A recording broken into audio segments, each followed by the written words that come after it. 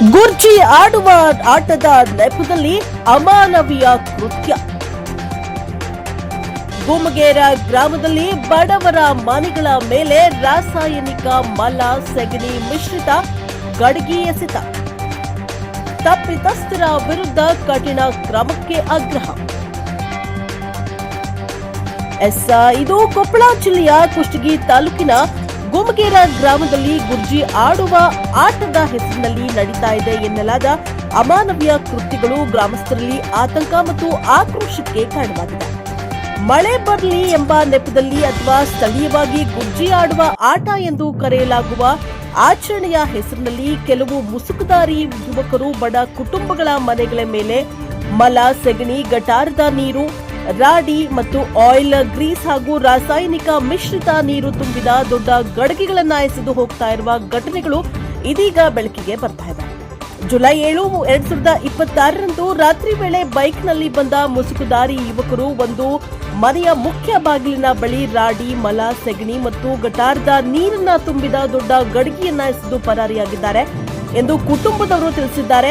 ಈ ಘಟನೆಯಿಂದ ಮನೆಯೊಳಗಿದ್ದಂತಹ ಮಲಿನ ನೀರು ಹರಡಿ ಪುಸ್ತಕಗಳು ಬಟ್ಟೆಗಳು ಹಾಳಾಗಿದ್ದು, ಊಟ ಮಾಡ್ತಾ ಇದ್ದಂತಹ ಮಗುವಿನ ಊಟದ ತಟ್ಟೆಯ ಮೇಲೆಯೂ ಕೂಡ ವಸ್ತುಗಳು ಬಿದ್ದಿವೆ ಎನ್ನಲಾಗಿದೆ. ಈ ಘಟನೆಯ ನಂತರ ಮತ್ತೊಮ್ಮೆ ಇಂತಹ ದುರ್ಘಟನೆ ನಡೆಯದಂತೆ ಮನೆಗೆ ಸಿಸಿಟಿವಿ ಕ್ಯಾಮೆರಾಗಳನ್ನು ಅಳವಡಿಸಲಾಗಿತ್ತು. ಆದರೂ ಕೂಡ ಜುಲೈ 30, 2026ರಂದು ರಾತ್ರಿ ಸುಮಾರು 8:30 ಸಮಯದಲ್ಲಿ ಮತ್ತೆ ಇದೇ ರೀತಿಯ ಗಡಿಗೆಯನ್ನ ಮನೆ ಮೇಲೆ ಎಸೆಯಲಾಗಿದೆ ಎಂದು ತಿಳಿದು ಬಂದಿದ್ದು, ತಕ್ಷಣವೇ 112 ಅಂದ್ರೆ ತುರ್ತು ಸೇವೆಗೆ ಕರೆ ಮಾಡಿ ಮಾಹಿತಿಯನ್ನ ನೀಡಲಾಗಿದ್ದು, ಪೊಲೀಸರು ಸ್ಥಳಕ್ಕೆ ಆಗಮಿಸಿ ಪರಿಶೀಲನೆಯನ್ನ ನಡೆಸಿ ಸಿಸಿಟಿವಿ ದೃಶ್ಯಾವಳಿಗಳನ್ನ ವಶಪಡಿಸಿಕೊಂಡಿದ್ದಾರೆ. ಇನ್ನು ಸಂಬಂಧಿಸಿದಂತೆ ಕೆಲವರನ್ನ ಠಾಣೆಗೆ ಕರೆಸಿ ವಿಚಾರಣೆಯನ್ನ ನಡೆಸಿ ಎಚ್ಚರಿಕೆಯನ್ನ ನೀಡಿ ಕಳಿಸಲಾಗಿದೆ ಎಂದು ಕುಟುಂಬದವರು ತಿಳಿಸಿದ್ದಾರೆ.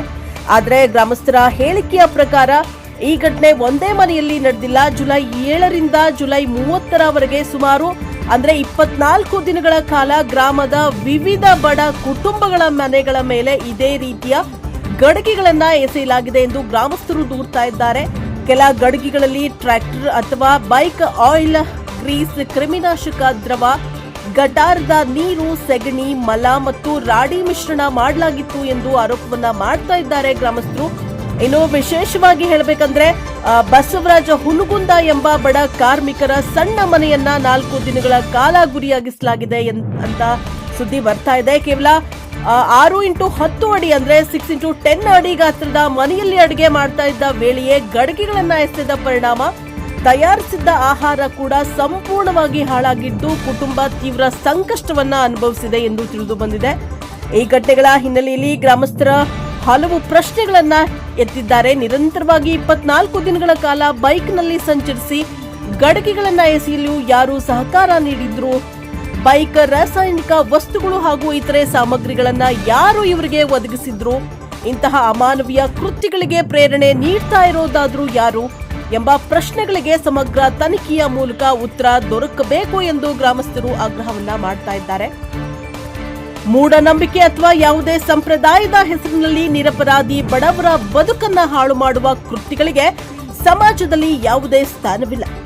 ತಪ್ಪಿತಸ್ಥರನ್ನ ಪತ್ತೆ ಹಚ್ಚಿ ಕಾನೂನು ಕ್ರಮ ಕೈಗೊಳ್ಳುವುದರ ಜೊತೆಗೆ ಯುವ ಜನತೆಗೆ ಸೂಕ್ತ ಮಾರ್ಗದರ್ಶನವನ್ನ ನೀಡಿ ಇಂತಹ ಘಟನೆಗಳು ಮರುಕಳಿಸದಂತೆ ಗ್ರಾಮ ಮಟ್ಟದಲ್ಲಿಯೇ ಜಾಗೃತಿ ಮೂಡಿಸುವ ಅಗತ್ಯ ಇದೆ ಎಂದು ಸಾರ್ವಜನಿಕರು ತಮ್ಮ ಅಭಿಪ್ರಾಯವನ್ನ ವ್ಯಕ್ತಪಡಿಸಿದ್ದಾರೆ. ಗುಮ್ಮಗೇರ ಗ್ರಾಮದ ಹಿರಿಯರು, ಜನಪ್ರತಿನಿಧಿಗಳು ಹಾಗೂ ಸಂಬಂಧಪಟ್ಟ ಅಧಿಕಾರಿಗಳು ಈ ವಿಷಯವನ್ನ ಗಂಭೀರವಾಗಿ ಪರಿಗಣಿಸಿ ಗ್ರಾಮದಲ್ಲಿ ಶಾಂತಿ, ಸೌಹಾರ್ದತೆ ಮತ್ತು ಸಾಮಾಜಿಕ ಹೊಣೆಗಾರಿಕೆಯನ್ನ ಕಾಪಾಡುವ ನಿಟ್ಟಿನಲ್ಲಿ ಪರಿಣಾಮಕಾರಿ ಕ್ರಮವನ್ನ ಕೈಗೊಳ್ಳಬೇಕೆಂಬುದು ಗ್ರಾಮಸ್ಥರ ಒತ್ತಾಯವಾಗಿದೆ. Bureau report, Mahesh K. Kavadki, NK TV4 Kushtagi.